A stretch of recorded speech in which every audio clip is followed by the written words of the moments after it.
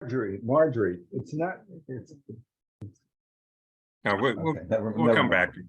So I'm getting more and more people. We have over 50 people getting these recordings now. And another thing we've done They watch on their own time. We've added to the website.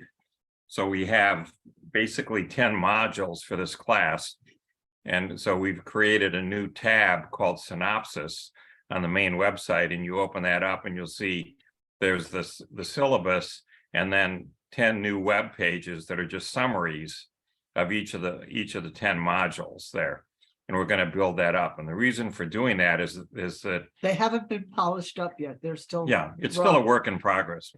They're not open to the public. But the Google search engine will find these things, and they're in HTML.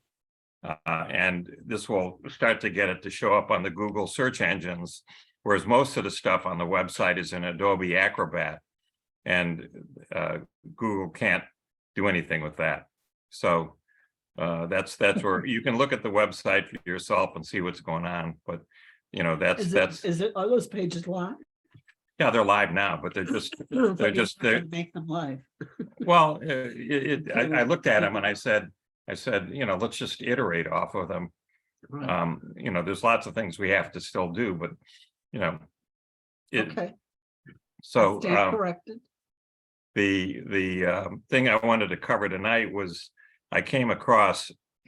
This is something that I found of interest when you for example, when I saw pictures of the moon and looked at them, I saw all of these craters all over the moon. And I said, my God, there's a lot of asteroids out there that are smashing into everything. And, on Earth, we must have the same amount of carnage of all of these things, but it gets buried because we have erosion and plate tectonics that move things. Well, and the atmosphere also. And the atmosphere change. So I came across. The atmosphere disintegrates them as they come in; they burn up. Well, but they still, like the ones that took the dinosaurs out. That wasn't, right. So they're rare events, but it just shows that we live in a world that is, dangerous, to put it mildly. So I found this nice little video here to just put that in perspective.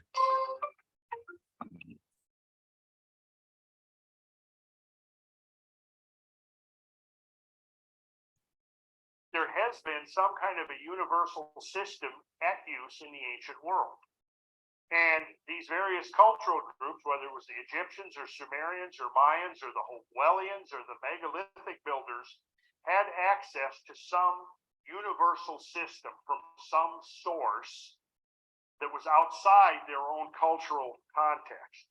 And I suggest that the source of that goes back into deep time, that takes us back beyond the threshold of known history into the realm of mythical history, which means we're going back like into the Ice Age, back into the Pleistocene, to use the geologist term, back into the deep recesses of the human tenure on planet Earth, whose only memory has come down to us not in the form of recorded history, but in the form of myth and epic story and legend and so forth. Because as it turns out, this is again is a good topic for the sacred geometry class, when we analyze Plato's description of Atlantis, Plato basically gave the date of the sinking of Atlantis as 9,000 years prior to Solon, the Egyptian, the Athenian poet and statesman. Solon did a 10-year exile in Egypt. And it was Solon that brought back the tale of Atlantis and presented it to the Greeks. And Solon basically made that journey around 600 BC.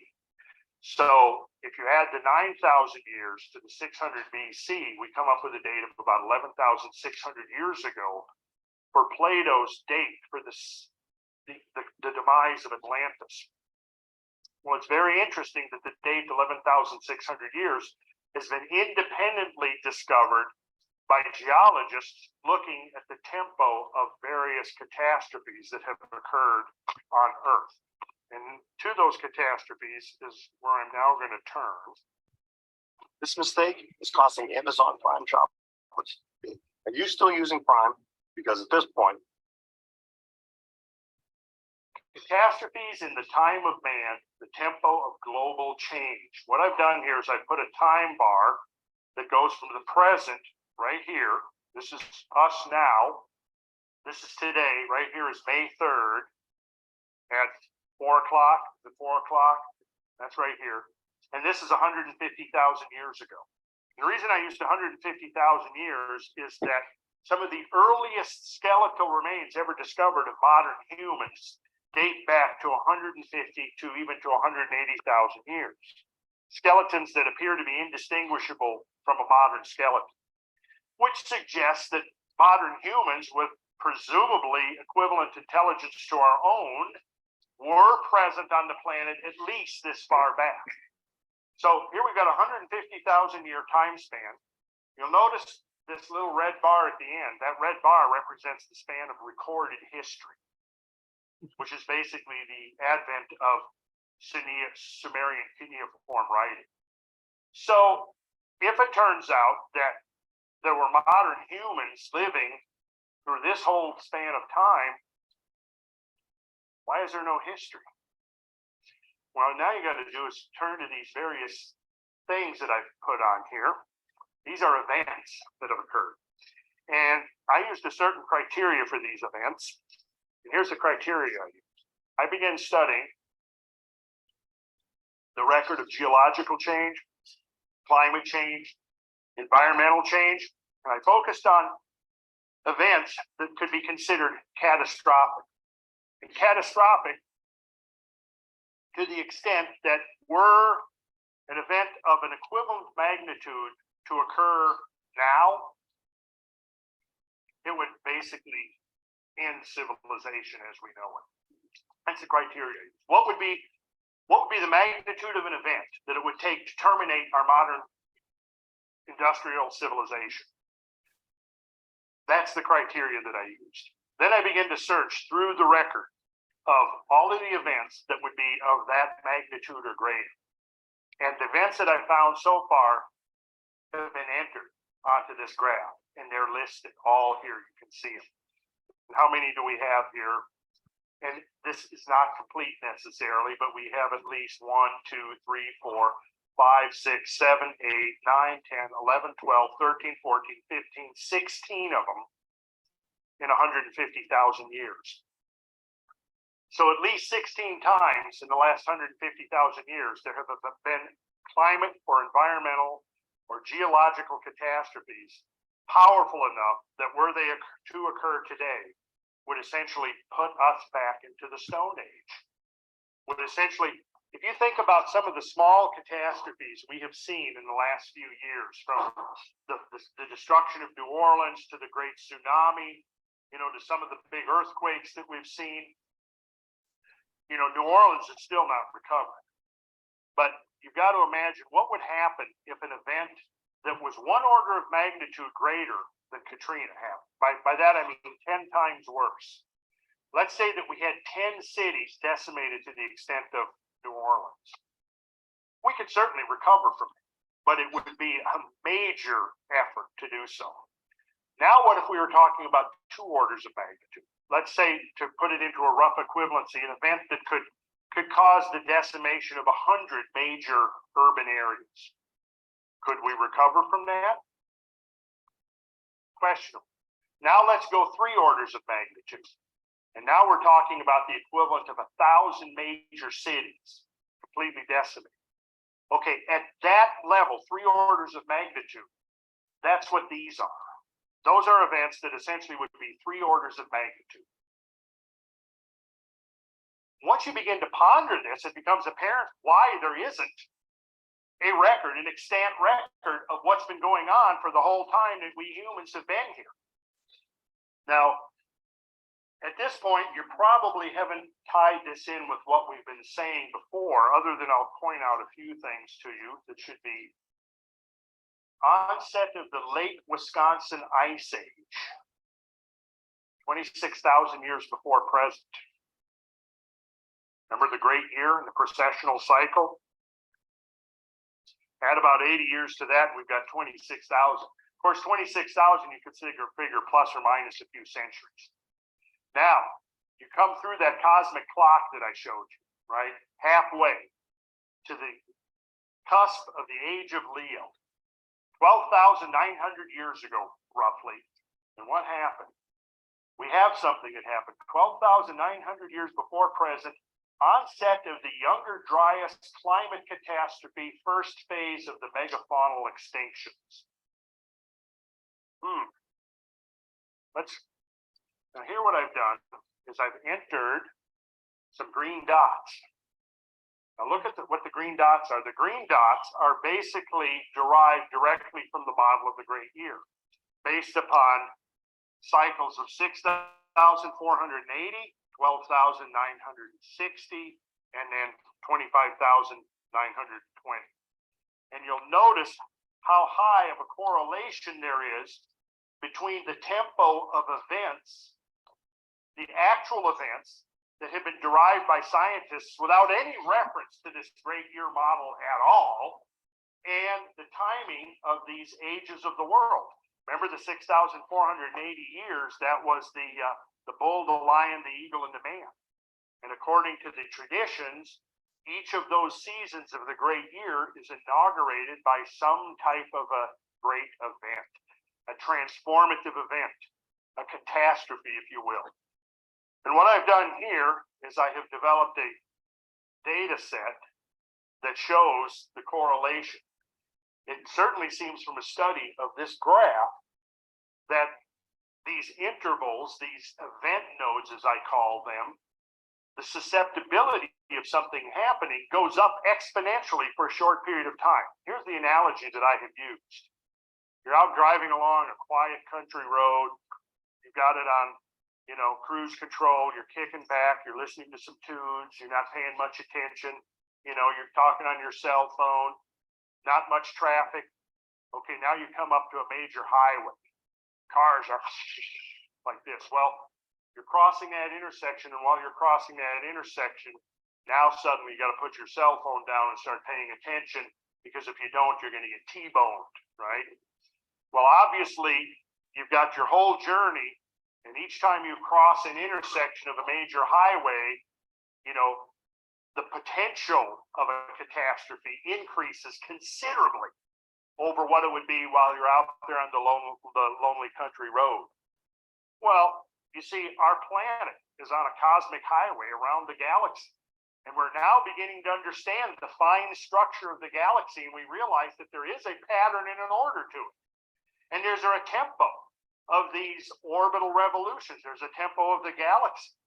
And there's a wave pattern of the Earth moving up and down, above and below the galactic plane. And within that, there are suborbital cycles as well. And we also discovered that there seems to be a tempo in the delivery of cosmic matter to the inner solar system. It doesn't seem to be random. And this is going to be beyond the scope of today's lecture.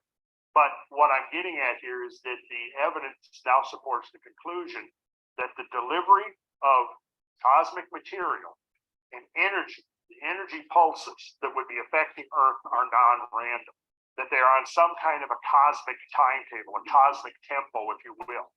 And I think this is one of the most important insights we get from these ancient traditions, is the measurement of cosmic time and how it relates to us here on Earth. You just got to know what to look for and where to look for it. Once you begin to become aware of it and you begin to see it, you begin to realize that the cosmic fingerprints are everywhere about us. We're in fact living in and upon the wreckage of the former worlds. The rubble of these former worlds is all around us, but we haven't had the scale of perspective to see it. And that's where we're at now. I'm completely thrilled with things like the emergence of Google Earth, because Google Earth is now allowing us to all of us to sit at our computers and see the cosmic perspective of Earth. And when you look at it from from the extraterrestrial point of view, things begin to show up that we don't see when we're right down here immersed on it so close that we're like ants walking on the rubble and can't see what's around us. But we do see that we literally have built our own world and our own social system on top of and out of the wreckage of former worlds.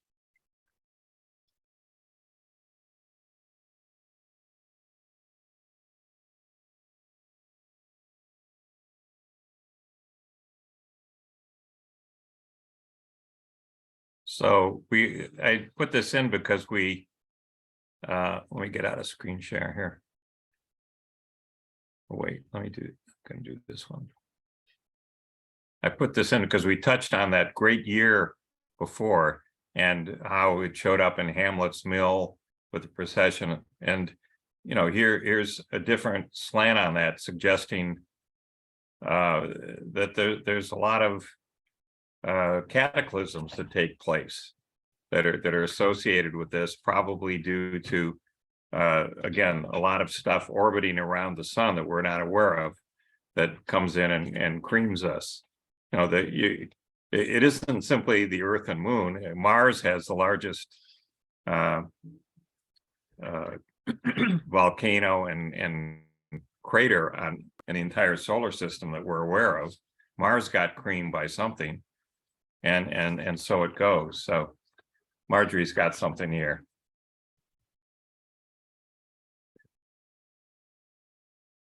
Can everybody see this? I'll start at the top. There's the angel above. Does this help? No. Wait, we got Bruce. How do we get? How we get us big? Let me mute. Bruce is muted. So why aren't you? Go ahead. We're not muted. Let me go back to Can this. you make ours large? So there's an angel at the top. This is an eagle. It's kind of abstract. This is a lion. And at the bottom is a bull. And these are all figures from the Irish illuminated manuscript The Book of Kells. called the Book of Kells. And these are the traditional symbols of the four evangelists, which are the four fixed signs that that guy was just talking about. And those are kind of considered to be the four corners of our time space experience here in this realm. And they have to do with the timing of the ages. We're in now the tail end of the age of Pisces and the beginning of the age of Aquarius, but our current cycle is said to have begun in the age of Taurus. And that's when the pyramids were built. They're very Taurian things. I always say Taurus, if you have strong Taurus in your chart, which I'm a Taurus rising, and my Mars is in Taurus, that means you tend to build things a level at a time. It's very structural. It's very what's methodical. And it's building secure structures because each level is based on the previous level. And that's just how we think. That's how we build arguments. That's how we build, you start with a premise and then, you go on from there. It's very, blocked out. And that's what, when all the pyramids were created during the age of Taurus. That's what the Hebrews were reverting to when they were wandering in the desert and they started worshiping a golden calf. It wasn't just that was an artificial image that was the problem. Instead, it was the previous ages image. They were reverting to the security of their previous the symbol, for their age, because they were afraid to go forward into the unknown in the age of Aries. And it's said that the age of Taurus was more of a goddess period, and the age of Aries had so much to do with the patriarchy. And that's really what went wrong with Christianity, is that it got kind of subsumed by the Roman patriarchy that formed the church. And that wasn't what Jesus had in mind at all. But, and then the whole idea of sacrifice, and that's a very Piscean theme, came into play. But these things are ancient, and you can find these same images in Egypt. And these are in all the cathedrals, in the West. This one happens to be from Ireland. This is part of a manuscript that was created by the monks. There was a period where it said they were saving Christianity. The Celts had a very particular kind of cultural flavor to their understanding of Christianity that was unique.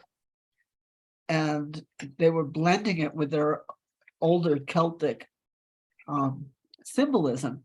So they were bringing these quote unquote pagan themes forward into the age of Pisces, really starting for us in the age of Taurus, which was a few thousand years ago.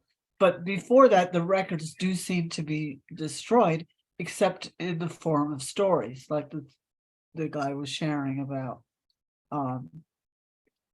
Plato's teaching on Aquarius. I don't know what to think. It seems that the continents must have shifted around a lot since then. But I can tell intuitively that these kinds of concepts used to be much more day to day, just more mainstream, and everybody kind of knew them. It was part of being a literate person to have this frame of reference. Even if they couldn't read, they could walk through a temple or a cathedral and recognize these themes in the sculptures. It was just part of their everyday lives. It wasn't to talk about astrology, that was just being literate, and astronomy. They were really the same thing at the time. But these are, the symbols in the tarot, the same thing. People like to poo-poo it as some weird, gypsy kind of thing or something, this fortune telling. That's to hide the true significance and the power of it. More Dolores Cannon. We didn't finish. This is part 2 of Jesus and the Essenes. So we're just going to finish it up tonight. We'll be done. Well, thank goodness. I know. I've had enough. Some people may have had enough of Dolores. I've had enough of Dolores. We'll just run it a little faster than normal. And we'll put in the subtitles. And with this, we'll let it rip. And we'll see what we missed. The Essenes material came from a young woman who was an American and who had never even been out of the United States. She didn't even graduate from high school. She dropped out. She said they wanted her freedom. And, naturally, kids, when they get out, they find out it isn't free out there. So she ended up going into the Army so she could have an occupation, and she learned computers. This was in the 80s when it was just starting out. That was the extent of her education. But yet, when I worked with her, she went through 30 different lifetimes, covering all phases of history. So a lot of the other lives that I got from her are going to be reported in some of my other books. One of the other books that I wrote about this fascinating young woman was A Soul Remembers Hiroshima. And in that past life, she relived the life of a Japanese man who was living outside of Hiroshima and was in the city of Hiroshima whenever the bomb was dropped. So here again, I was able to get lots of information because there was not much information or any books written by what the people went through at that time. And that's what my job is, to get back lost information. Information that's either been forgotten or never known in the first place.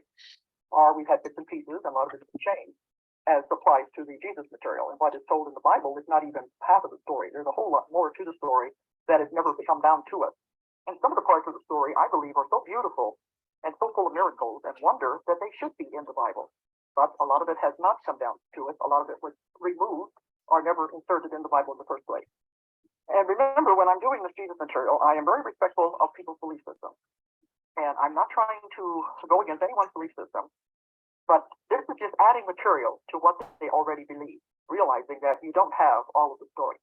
The young girl was the one who went back. She was only in her 20s. And when she went back through 30 different lifetimes, one of them being the one in Hiroshima, which was her last life, people were coming into this one.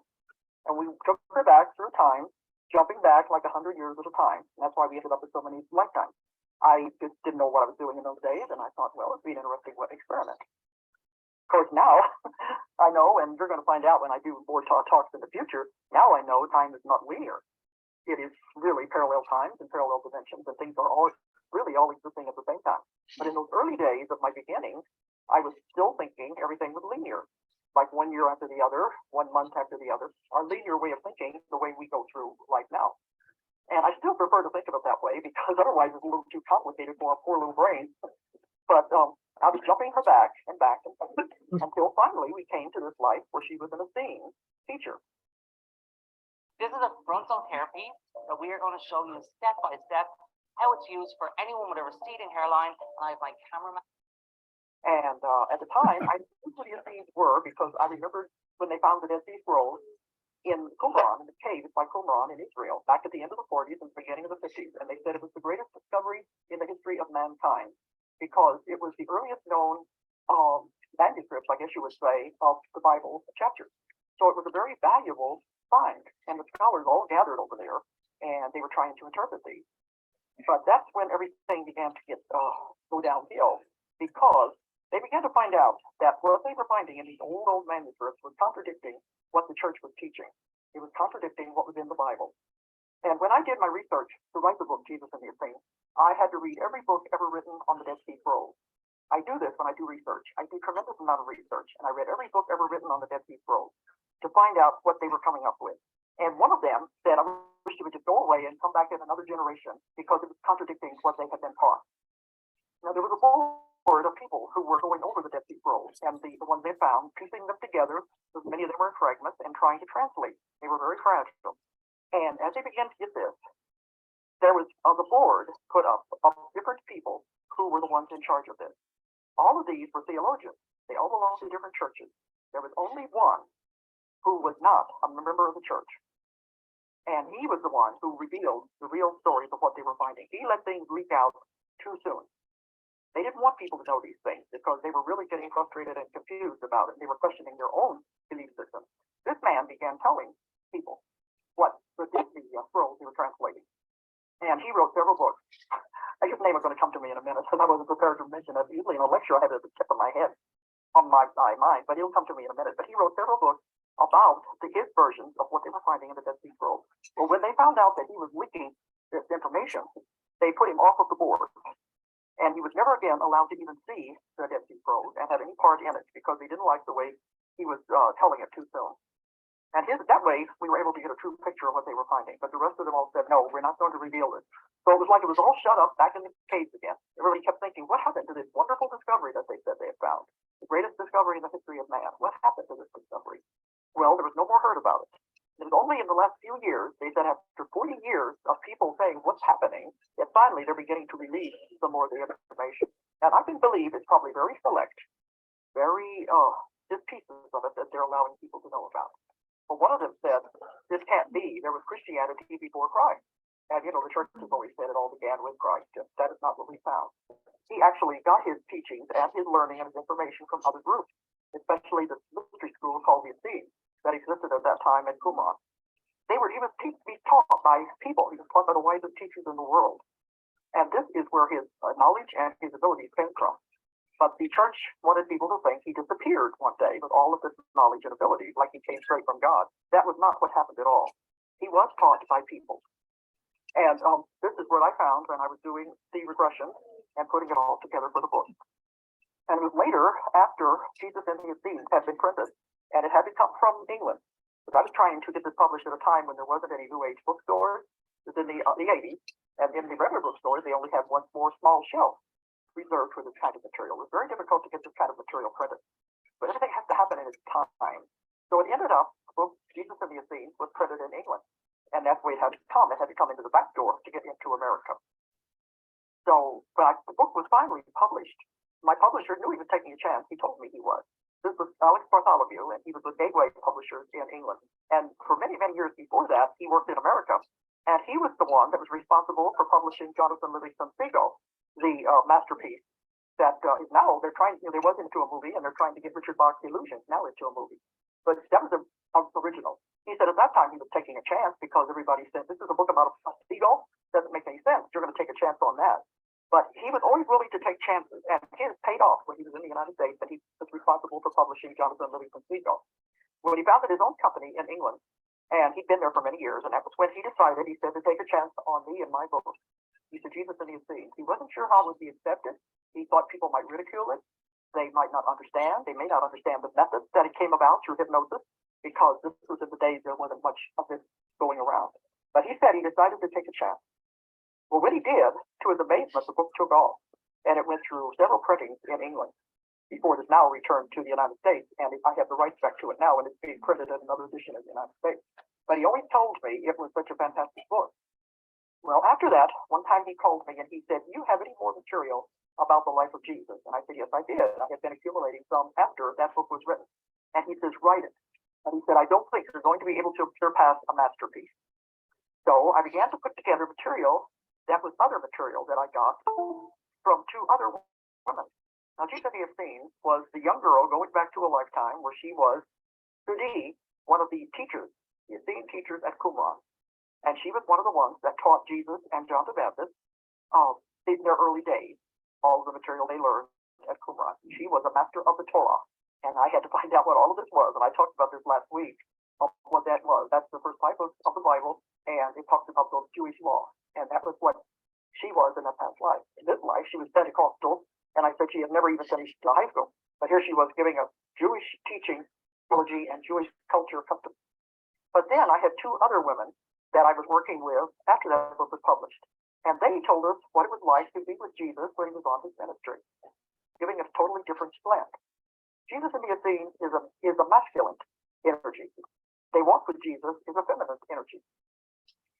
Because the one woman went back to where she was a wise woman who had been taught, I believe, by the Essenes, but she was in the temple in Jerusalem, and she was trying to teach there. Well, being a woman, the rabbis pushed her down and said no, she wasn't worth it. They couldn't allow her to teach. So they let her teach the children. They figured she wouldn't do any damage there. And she was, for all of her knowledge, she felt was just going to waste. But in her experience, she met Jesus when he was talking to the people on the steps of the great temple in Jerusalem. And we got a great deal of information about the temple and what it looked like and its construction. A lot about that would prove to be true later. Where she was teaching the children with singing and dancing on the step on one side of the temple, he was teaching to the people on the other side of the temple. So it talks about the miraculous experience she had with meeting Jesus at that time, because she was felt so oppressed with all of this knowledge trapped up inside of her. And Jesus seemed to be able to recognize that, and so was a kindred soul, because Jesus was also lonely and felt misunderstood. He felt he was in a time and place when people didn't understand what he was trying to say, and rather lost. And here he had met someone who really understood and was also having to oppress great knowledge. So it's a wonderful story of their meeting. That's one of the women that is in They Walk with Jesus. The other one was a young Jewish girl in this life.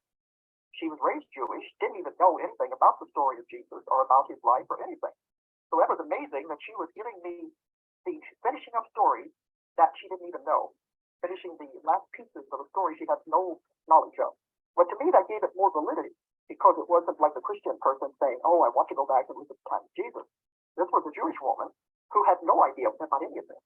She said later, it's almost comical. Why would I choose to have a life like that? But in that story, where she was reliving her life with Jesus, she was Jesus' niece. And this is where part of the lost history came in, was that Joseph Mary was not his first wife. He was married to someone else before that. If you know the story, Joseph was much older than Mary.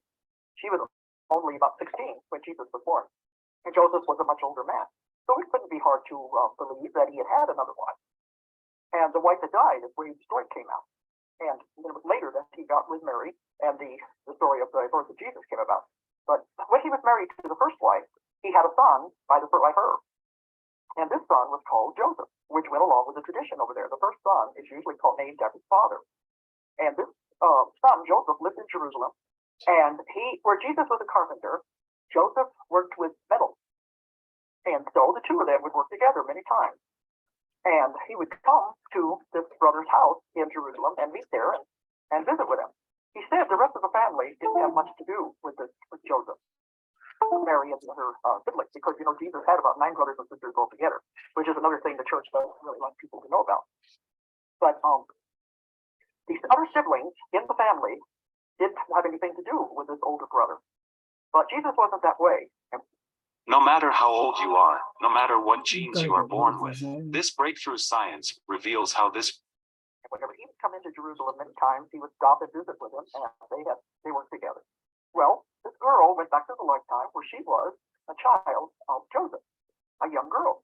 So this meant she was a niece of Jesus. And she would listen. She said, stay up late at night listening to them talking. And many times there would be disciples there, and she would listen to these things. And she had made up her mind that she wanted to go with Jesus, with her uncle, whenever he went on his next trip, because she wanted to be a part of all this. She believed in all of this. But in those days, all a girl could hope for was to get married. And that's what they were planning. She was just 13, and they were already planning that she would be married and be a wife and a mother, because that's all a woman could look forward to. And she said, she didn't want to hurt her family's feelings, but she said, I don't want to do that. I want to follow him. I want to do what he is doing. And one night, whenever he was there, she went to Jesus and she told him what she wanted to do. She wanted to follow him. And he looked at her and he said, you can't do this. You're a woman. It's not allowed. But she said when he looked in her eyes, he could see that she was sincere and she really did want to do this. So he talked to his brother and said, she really does want to do this. She doesn't want to disappoint you, but she does want to follow me and go with the rest of the group as they were going around the countryside doing their ministry. Well, the story is very touching, because he said in order for her to do this, she was going to have to cut her hair, disguise herself as a boy. That was the only way she would be safe traveling with this large group. And he didn't let anyone know she was related to him. And he changed her name so they wouldn't know. So they walked with Jesus is the story of these two women and how this girl followed him with his group as they went to the different villages of the lepers at first. It's one of the first places they took him. And I always suspect Jesus did that on purpose, because if she couldn't take it, he would immediately send her back home. He would not let her go any further. She wasn't going to be able to take seeing these horribly disfigured people who had leprosy in those days. In those days, leprosy was a very feared disease, and they were the untouchables, and they put them away in villages all by themselves so that they would have no association with the rest of the people who were considered healthy.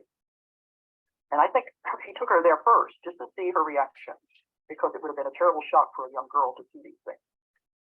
Now, one thing I found was that when they were making these journeys, they were other people he took with him. One was John, the disciple, was, I guess you would say, the PR person. He would go ahead of Jesus and the rest of the group and set things up. He would arrange where they were going to stay. He would arrange where they were going to do the talk. And if there was any sign of danger, they had to divert their journey and go somewhere else. And many times in the story, in the book, they didn't meet at someone's house. They met in caves on the banks of the Lake Galilee and the Jordan River. There were caves, and they would meet in these caves that had been hollowed out that would hold many people. And they would put brush and things over the entrances so no one would know they were meeting inside. And this is where he did a lot of his teaching. Well, John was the one that would go ahead and set up all of these, and then he would send word back that, all right, you can come to this place and that place. I have it all set up. And amazingly, Judas had an important role that is not understood. Judas was the scribe. He was the one who was writing down all of the things that were happening. They always say there wasn't any records kept. Jesus, as far as I know, didn't write any records, but it was Judas's job to record all the things that were happening. And he tried to record the miracles. He tried to record the parables that Jesus would speak, and to keep track of all these things. Now, after Judas committed suicide at the crucifixion, we don't know what happened to all these records. Is it possible that that is where some of the stories came down to us from? Is it possible that that is where the stories of the parables that Jesus spoke came from? Someone had to be recording these things. Otherwise, the books of the Bible were not written for hundreds of years after the death of Jesus. But what I found was one of the jobs of Judas was to be the recorder, the scribe. And Jesus never condemned him either when he betrayed Jesus and committed suicide. He just knew that it was going to be very hard on him when he crossed over. That he was going, anytime I found in I've been going back later, talking about next week, I think, finishing the story of life after death, that a suicide, you don't get out of it. Whatever you're committing suicide for, you have to come back and repeat it again. This is a school on earth where you learn lessons. You can have to take a grade over, but you cannot skip a grade. And if you fail that grade, you have to go back and take it again. And that's what happens. You have to put in the same circumstances again so that you will work it out. And sometimes it can even be worse the next time. And I've had many cases of this in my work. But anyway, Jesus just felt very sorry for him because he knew what his life was going to be like and the karma that he was incurring. But anyway, this is what they would do. They would go to the village of the lepers. Now, he also took other people with him besides the disciples and the followers. Shows this was very practical, almost like the Peace Corps. He took people with him who knew carpentry. Because when they went into the village of the lepers, a lot of these people were so ill they couldn't keep up the building. So they would go in with a practical purpose.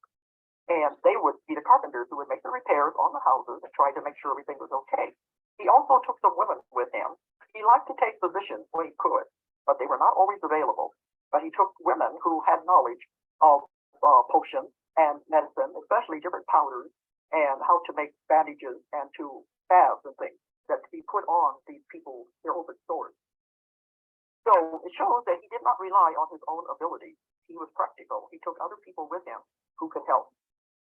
And this was what the story was, that this young girl saw all of these things. And he was teaching all of his followers how to do the same things he was doing. He was teaching them healing because he had been taught all of these things by the Essenes. And when he taught them about healing, he would show them his hand. And he said, she would draw an imaginary circle in the center of her hand to show me what she was talking about. She said, Jesus said, everyone has in the center of their palm a healing center. He didn't call it a chakra, but he said in the center of everyone's hand is a healing center. And they could heal by touching. And there would be energy come from their hand, and they could use it to heal. Thank you. And as this girl watched, when he would work on the lepers and work on the different people, Keep she could see doing. lights coming from his hand. And the Yeah. light was powerful enough to heal. But you know, even Jesus couldn't heal everyone. I know the church likes to think that all he had to do was touch someone, and they were instantly healed. That may have been true, but he couldn't heal everyone. He had the ability to look at them, and he could see their karma. He could see why they had the disease, why they had the illness. And then he would know, was it their karma that they had to work out? Maybe if it was, he couldn't heal because he would be interfering in their karma. In a case like that, the most he could do would be take away the pain and the suffering. He was very good at that, but he couldn't take the disease away if it was something the person had to experience. So this gives a different viewpoint to the way we look at Jesus. He taught people, you can do the same thing I can do and even more. And this is what it says in the Bible. He taught them, you can do these things and more. He was not someone special, one of a kind. He was special, but he was not one of a kind, the only one who could do these things. He intended to teach everyone that you all have the ability to do these things. That's where they have put him on a pedestal that he didn't want to be on. He wanted to show people you could do these things yourself. And there are many books written now about the healing hand and about the power of the energy of the hand. There's many different modalities of healing, Reiki and different ones where they are able to utilize the energy from the body to help heal the person. This is the kind of thing he was talking about, and it is very real and it is very powerful. But Jesus learned how to do all of these things when he was on his travels. This is where the missing years came in. The Bible has the missing years, and they say nobody knows what happened during those missing years. Well, we found out what happened. He was traveling all over the world during those missing years. His uncle was Joseph of Arimathea, and Joseph of Arimathea was related to Mary. Now, in the Bible, Joseph of Arimathea is only mentioned one time when he talks about being the rich man who gave up his tomb for Jesus after the crucifixion. Joseph of Arimathea is one of the most remarkable characters in the whole story one of the most powerful characters in the whole Bible scene and that different time period. It's a shame that he has been overlooked because his role was extremely important in the whole story of Jesus. Joseph of Arimathea was one of the richest men in the world at that time. He dealt in tin, and he got his tin in England, the tin mines in England. And I've received tons of information from that area where people have sent me books about the legends, where everyone even today knows that about the tin mines, and they all know the stories and the legends of Joseph of Arimathea when he came and took the tin out of the mines for many, many years. Joseph of Arimathea had a huge fleet of ships that traveled all over the world, the known world at that time, taking the tin from the mines in England and taking them to the different ports all around the world. Tin was almost as valuable as gold would be today. It was a very valuable metal, especially was used in making of bronze. And as I did the research, the historians are not even sure where the tin came from in England. Now, it came out of the mine, but the way all of this was produced, they said it's very complicated. Somebody had to show them how to do this, these different things. They are convinced that the survivors of Atlantis would have been the ones that settled in the British Isles and developed all of these different techniques. And this is probably where the Druids came from also, the survivors of Atlantis, because the Druids had the biggest university in the known world at that time, a tremendous university at Glastonbury, where they taught all the different subjects. This is the same as the Essenes did. The Essenes taught all of the subjects that were known. In Jerusalem and Israel, all the writing and the Torah, they weren't taught anything else. The girls were just taught how to be a woman's mother. They were not even taught to read and write. If the boys wanted to have more education, you had to go somewhere else in Spain. But at Qumran, in their mystery school, they were taught everything: mathematics, astrology. There were different masters, and this is where the one we were speaking to when Jesus and the Essenes was the master of the Torah. But there was one that was called the woman teacher, who was called the master of the mysteries. She knew how to teach Jesus and the other students that were there different methods of healing.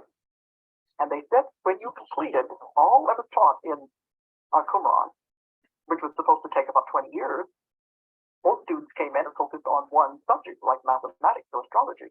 But it would take about 5 years. Jesus had to learn it all, everything that was taught at that school.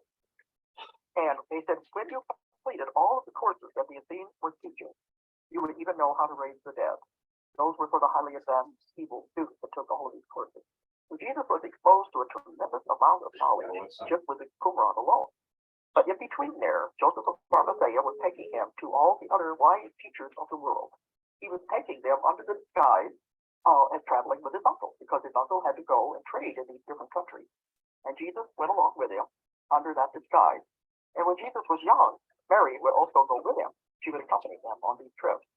And no one knew the real reason he was taking him to these countries was so he could meet the various wise teachers in India, Tibet, the Druids in England. They said China, that's what we called China in those days. But all of the wise teachers of the world, he would spend time with them and learn everything they had to teach. And he could absorb it so quickly. He could just learn so fast. That was the amazing thing. That what would normally take 20 years, if he would spend a year there, he would have all of the information absorbed. He could put it all together. His mind was that capable of grasping everything. So he was taught by all the wise teachers of the world. And then when he came back, he developed his own technique by putting all of the techniques that worked for him, all the different secrets that he had been taught. It's interesting to know that Mary Magdalene, many people have asked me about her. She was one of the disciples. Jesus had more women followers than he had men. And it was unusual for that day because women were very restricted in what they could do. But he found that women could understand what he was teaching easier than men because of our intuitive nature. We could pick up on it much easier, where the men were more practical. And this has all been removed from the Bible, that he had many women followers and he had women disciples. And Mary Magdalene was one of these women disciples. Now, people have asked me, did they have a relationship? Were they married? I have never found anything about him being married, because what I found was that he felt if he was married, it would take away from what he was doing. He could not devote himself totally to what his job was, what his mission was, if he was married and had a family. This is one of the reasons he was very lonely. But he had a relationship with Mary Magdalene in a special way. I don't know anything about a sexual relationship, but Mary Magdalene was a highly educated woman. She was an Egyptian priestess, and she had been taught in Egypt in all of the mysteries and all of the things that Jesus had been taught. So she was very well versed in all of this, the healing methods and all of the metaphysical knowledge. So Jesus spent a lot of time with her because they could talk on the same level and converse about these different things. And the other disciples, some of them were jealous of her, especially Peter was jealous that Jesus spent so much time with her. And they tried to discredit her in many ways because they didn't like the idea that they spent so much time together. But Mary Magdalene was a very special person, and she had a very special role to play also after the death of Jesus, whenever she helped to found the first church in the world. So a lot of this is lost knowledge that has been taken out of the Bible, never put in there in the first place. And they're always saying women can't be priests because Jesus didn't have any women disciples. And I said, whoa, that's not true. That's what they'd like to have you believe. But Jesus did not distinguish to him. At Qumran, they had women teachers. He was raised with this. In other countries of the world, he was taught by women. So again, he didn't distinguish between women being lower than men. So he had many women followers, but the church doesn't want that knowledge known. So that is why they're still saying, no, women can't be priests. But he respected women a great deal. Oh, there's so much to the story. But there are many other parts that have been removed from the Bible. One of them was that when he began his ministry in Jerusalem, they was afraid that he was attracting so much attention. The Romans were afraid that he was going to be causing a rebellion, and that the Jews would rise up and follow him. And they were very afraid of this because he was getting more and more popular. So many times he was captured, and he was taken into the rooms of the tunnels that are underneath the temple in Jerusalem. Some of these tunnels survive to this day. They're still down there. All that remains of the temple today is the tunnels underground and the water system that has survived since the time of Jesus that supplies the water to the whole area. And the lower part of the Wailing Wall, everything else was destroyed for the Romans after the crucifixion, whenever they came in and destroyed all of Jerusalem. But he was captured and he was taken down into these tunnels where he would be tortured and beaten, trying to make him stop what he was doing. He refused to do it. When he was let go, he would go right back to doing the same things again, trying to teach people and trying to do what he thought was his mission. So on one occasion, they captured him. After torturing him, they decided they had to kill him. They put him into a crate, and they threw him over a cliff. And it would have killed any normal person, but Jesus survived. This frightened the Romans even more because they found they couldn't kill him. And in the Bible it says, whenever he died, he said, "No man takes my life from me, I lay it down." He wasn't going to die until he was ready to die, until his mission was completed. But it was after that attempt was when the disciples, they all decided to leave Jerusalem, go out into the countryside and travel and preach there and do the ministry and teach people about metaphysics, about meditation, about healing, and to spread the gospel of love. He did it out in the countryside, and that was where he did his travels because it was dangerous in Jerusalem. This explains the part in the Bible. The Romans weren't interested in following him out there. They certainly weren't going to go into the villages of the lepers to hunt him down. He was good riddance once he was out of Jerusalem. But this explains why in the Bible it says on Palm Sunday, when he came back into Jerusalem, that the disciples knew it was dangerous. They said you could be killed. It never explains that in the Bible, but he could be killed because he was coming back into an area where they had tried several times to get rid of him and kill him, and they knew it was dangerous. But by that time, Jesus had decided that he knew the time was coming when he was to leave the body. He said that it was all right until his own people began turning against him. Then he knew his mission was over and it was time for him to leave. And that went into the story then of his capture and the crucifixion. So here we are running out of time again. And I haven't even finished most of that story. But to me, these are wonderful stories that I think should be in the Bible. They're the rest of the story, the missing pieces. When I began to do my research, I was quite familiar with the Bible because I taught Sunday school for many years. And I thought when I began to do my research, this was So there you have that. Here's the What I'm last about to show you is one, going to which change is your life much shorter. forever. The demonstration that you're about to see was filmed. Hello again, this is Dolores Cannon with the Metaphysical Hour, and we're ready to go again. Let me give out the numbers first, the ones to call in. If you want to call in during the show and ask any questions, the local number for the United States is 1-888.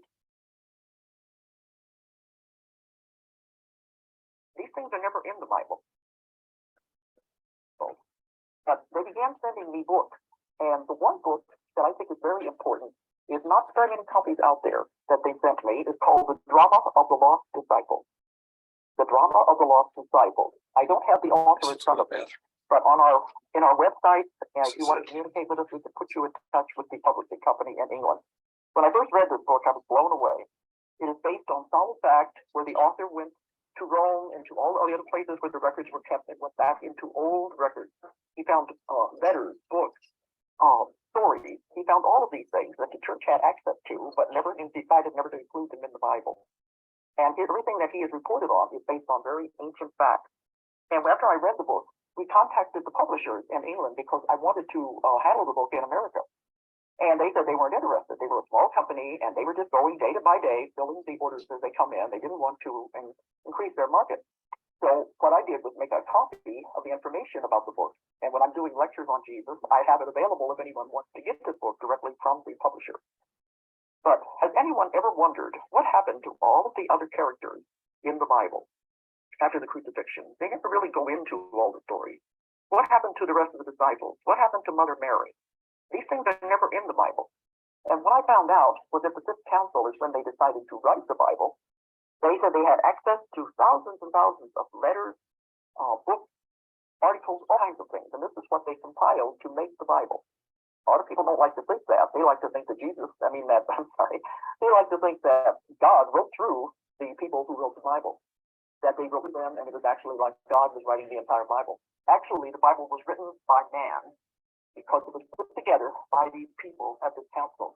And they at that time decided, this is what we will include, this is what we will leave out, and this is what we will say Jesus said. So there was a great deal that was left out. Later, many years later, a lot of this information that I've found came forth. And the people who were involved with the church said, this needs to be in the Bible because it's more information and it fleshes out the story. And they said, no, it's finished, it's written, we're not going to add any more to it. So they were very aware of these other stories at the time they were putting all this together. They just chose not to include it in the Bible that has come down to us today. But in the stories that they told us that the people had me directed me to, the story of the drama of the lost disciples. In that story, after the crucifixion, it wasn't very many months afterwards, the disciples were in danger, Joseph of Arimathea was in danger, and definitely Mother Mary was in danger, because they were trying to kill all the ones who had been associated with Jesus. They knew they were going to have to get out of Israel. Now, Joseph was so rich and powerful, they didn't know what they were going to do with him, because if they were to kill him outright, it would have created a big uprising. It would have created a lot of problems, because the Romans, everyone, knew of his power. They devised a scheme that to them seemed rational. They said, we won't kill him. We will let nature kill him. So what they did, they rounded everyone up, and there was Joseph of Arimathea, and he decided to take Mother Mary with him because he couldn't have left her there in Israel because she would have been in more danger by herself. Mother Mary, Mary Magdalene, I believe there was the other Marys that were involved with Lazarus, because Lazarus is one of the ones who went. He became a very important figure in all of this. Lazarus, if you remember from the Bible, is the one who was raised from the dead by Jesus. He was actually a cousin of Jesus, and he was raised from the dead, and this was the continuing part of what happened to him after the death and crucifixion of Jesus. He was one of the people. There were 12 disciples, and they always had to be 12, because every time one of them was killed or one of them would die, they were replaced by another, so that the number remained constant at 12. The Romans put all of these people on a boat. And in the drama of the lost disciples, it said the records vary on how many people there were altogether that were put on this boat. But in some accounts, it may be as high as 100 people. But the main characters were Joseph of Arimathea, Mother Mary, and Mary Magdalene, Lazarus. There were several other names that are mentioned in the Bible, the 12 disciples. One of these was John, the favorite disciple. They were all put on the boat, and it was a boat without oars and without sails. They put the boat out into the Mediterranean, and they said, we won't kill him. We'll let the ocean kill him. Because how could you survive being cast out into the Mediterranean Sea in a boat with no way to propel it, no way to guide it anywhere? No oars and no sails. And it was put out into the Mediterranean. They thought they were rid of all of these people, because how could they possibly survive? That is one of the greatest miracles that I've ever read, and that's why I can't figure out why it never was included in the Bible. Because miraculously, the boat made its way across the Mediterranean, and it came ashore on the coast of France. And the place that it came ashore at now is called Sainte Marie de la Mar, which means Saint Mary of the Sea. Sainte Marie de la Mar in France, on the coast of France. And it's an inlet there where there's grottos. And they said that when it came ashore, that they all took refuge in one of these grottos, the caves on the coast. That's one of the greatest miracles. How were they able to make it all the way across the Mediterranean with no way to guide the boat? It's almost as though it had to be divine intervention to up them to this little bitty place on the coast of France. Now that place today has celebrations about this. So they know about they call it a legend, but it has been the basis of the Christian church after that. Oh, I did another regression many, many years ago when I was first starting out. That will be in another book down the road somewhere, where a woman regressed to a lifetime of a gypsy and was in the 1700s. And they were going to a place where they would have their gathering, the gathering of the gypsies once a year. They would gather at this one place and they would have their marriages, and they would have they were having any problems with law or within their communities, within the gypsies. They would have the judging. All of the things would take place at this once a year gathering. This gathering was at Saint Marie de la Mar on the coast of France. And in the grotto, this is when I first heard of this legend. In this grotto, there were statues, and it was a holy place. The statues of the three Marys. Now, one of them was supposed to be Mother Mary, one was Mary Magdalene, and the other one was the third Mary, the one they claimed that found the tomb empty. There was only been three Marys mentioned in the Bible. And one of the people in the stories of the Gypsies legend, I believe it's called Sarah, that she was like a maid, a hand servant to the women who were on board the boat. She is the one who went and got help for them after they came ashore there. So she is the patron saint of the Gypsies. And in that regression about the Gypsies, before they did any of the weddings, the celebrations, of everything that they were going to do in this once a year gathering, they would go to the grotto and have a candlelight ceremony where these statues are in the grotto. That the legend said that the boat came ashore. So even today, once a year, they have the celebrations in this place about this is where they all came ashore. So it is a definite place that can be visited. Some people take tours there now to tell the story of what happened. But according to the story I had, that was where they came ashore. And then after resting and after several days, they had to be left again. Some of them did in a much better boat. Apparently, they weren't going to take off in the one that didn't have any sails or any oars. And Joseph of Arimathea, the 12 disciples, and some of the others, such as Mother Mary, they went in a much sturdier boat. They went to England. And this was the same place in England where Joseph had taken Jesus many times whenever they were gathering the tents and he was studying with the Druids who had the university there at Glastonbury. They went there, and the very first church in the world, Christian church, was founded there at Glastonbury. Only they didn't call it a church because Jesus didn't never intend for it to be a church. It was the first place. And they said Lazarus went to France and he founded another church in France. And Mary Magdalene was responsible. I believe hers was the one in Spain. There was one in each of those countries, England, Spain, and France. It was founded by these groups, the ones who were exiled from Israel, and they thought they would die. Now, the church that they founded at Glastonbury, they never called it a Christian church because Jesus didn't want it named that. They called it the Way. The Way. And it was supposed to be based on Jesus' teaching.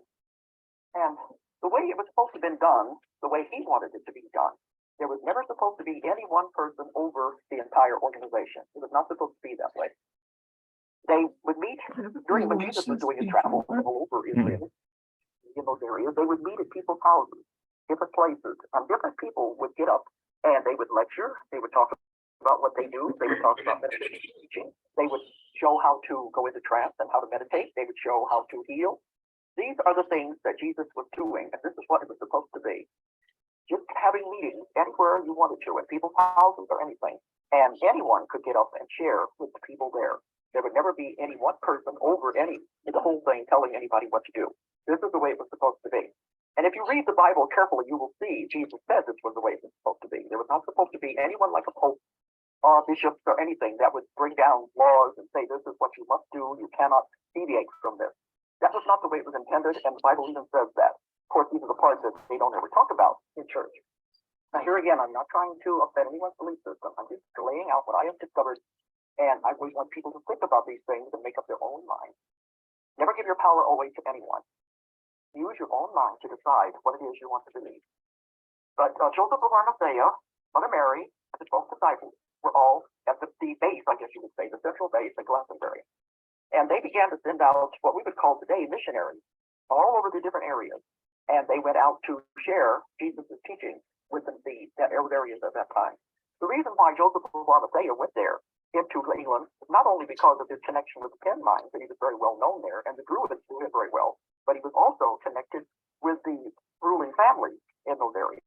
And ended up, I believe, that his descendants intermarried with a lot of these, so there was a lot of close connection. The area there at Glastonbury is right around Chalice Well, is where the very first church was. And that area Chalice today Well. is called the holiest spot on earth. And when I was there a few years ago, there's an abbey at Glastonbury. It's in the town. And these bishops at the abbey know the story, and they believe in it. And they talk about the same things that I found about. The reason it is called the holiest place on earth is because all Joseph Arimathea and the disciples were buried there. John lived to be 100 years old, and he was buried there. But also Mary, the mother of Jesus, is buried there. And there is proof of that. The abbey said they have found carvings, so they know this is true. They are all buried there where the original church was in Glastonbury. So it is called the holiest spot on earth. And then the other churches developed in France, led by Lazarus, and then the one in Spain. And the church knows this because in the 1400s, years after this, this all occurred within a few years after the crucifixion of Jesus. The first official church side of in Rome didn't come about till, I believe it was at least 200 to 300 years after the crucifixion before the official Christian religion was decided and was formed and brought together.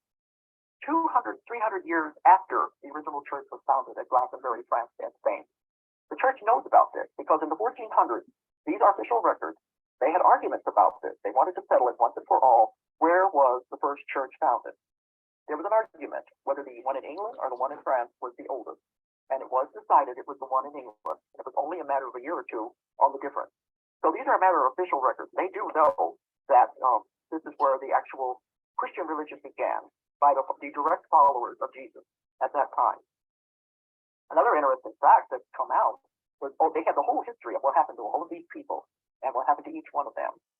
And some of the descendants went to Rome, and the first Christian church outside of that area in Rome was not the Vatican. It was actually founded in a palace a few blocks away from where the Vatican stands now. And at that time, it was being used as a refuge for the different Christians who were trying to escape the persecution at that time. Now, this building, I don't believe it's there now, it may be ruined, but there is a plaque that says this was the first Christian church in Rome. They say if you go outside of the Vatican, there is also a sign that directs you to where it was. Arrow was pointing down the street to where the first Christian church was. And it predates the Vatican by many hundreds and hundreds of years. So these are interesting facts that I found anyway, that we've come across. But there was much, much more in that book called The Drama of the Lost Disciples. But these are important parts about what happened to all of these people. As I said last week, Mary Magdalene was a very important person, and she has been overlooked altogether because Jesus did have women disciples, and all of that has been removed from the Bible also. And she was a favorite. She was trained in Egypt, and she was an Egyptian priestess, had a great deal of Gnostic knowledge and metaphysical knowledge. And she was able to converse with Jesus because there were many people at that time, even his own followers, that he couldn't converse with. They didn't have the metaphysical background or the knowledge that he did. That's why he was very lonely. So he really enjoyed being with Mary Magdalene so that he could talk about these things. So she was like a favorite. And they would spend many hours just away from the other disciples, just talking. And the other disciples were jealous, especially Peter. And there are many accounts of how he tried to undermine her as to why are you giving a woman all of this attention and these responsibilities? This is also in the Lost Gospels of the Bible. If you can find those, they are in any library. Some people write to me and say, where can I find this information? One is the Gospel of Thomas. There are many lost Gospels that are in the records if you want to go to the library and find them. And I especially encourage you to find The Drama of the Lost Disciples. There are many other books also about the adventures that Jesus had when he was a young boy there in England. And I really thank my readers for putting me in touch with all of this information. I know I probably haven't touched on all of it. I try to just do it out of my memory right now. But I tell people to ask lots and lots of questions, then make up your own mind. Don't do it because someone says this is the way it is. Ask questions, make up your own mind, and then decide what you want to believe. Your truth may not be my truth may not be your truth. But if you question and ask your own self, you will find what is right for you. then you're beginning to walk on the path of knowledge where you can find more and more, and your mind will grow, and more information will come to you. I'm sure there's a great deal more about the story of Jesus that I haven't included. So I think she's done.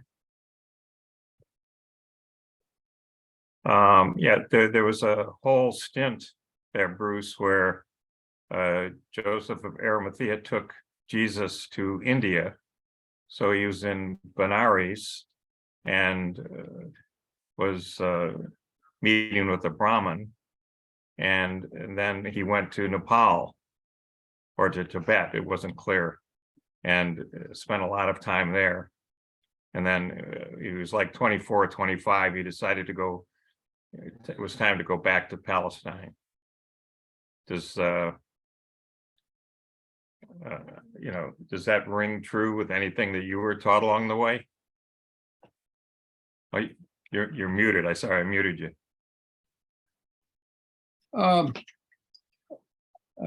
A bishop from in Crete visited my teacher, and they talked about. So the bishop asked Namja Rinpoche, did he know about Christ or Jesus going to India? And he said yes, and he named the 2 monasteries in India where he had gone to. Got it.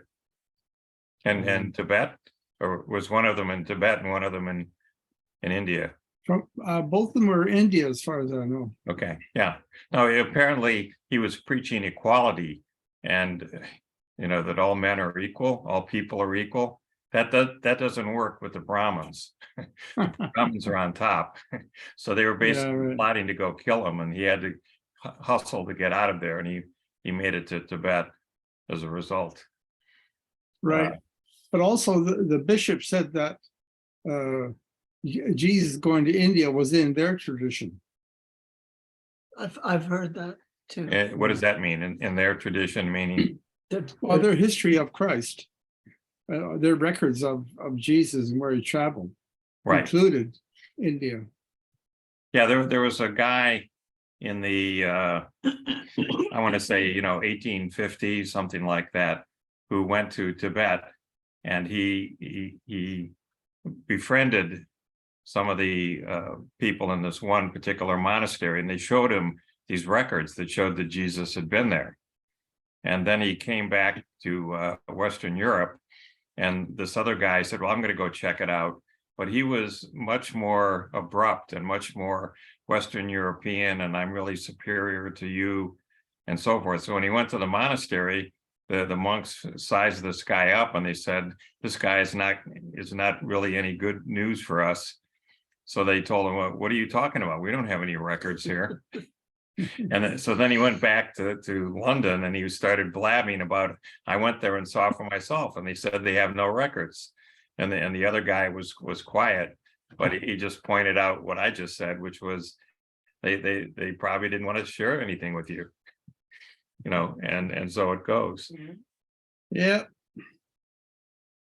Anyway, that's what I remember Ron saying, was that he would read today what are historical stories of what happened in the past, and he just said they were like reading a fairy tale. Yeah, they just bore, things had been changed so much along the way that it bore almost no relationship to what really happened. Yeah.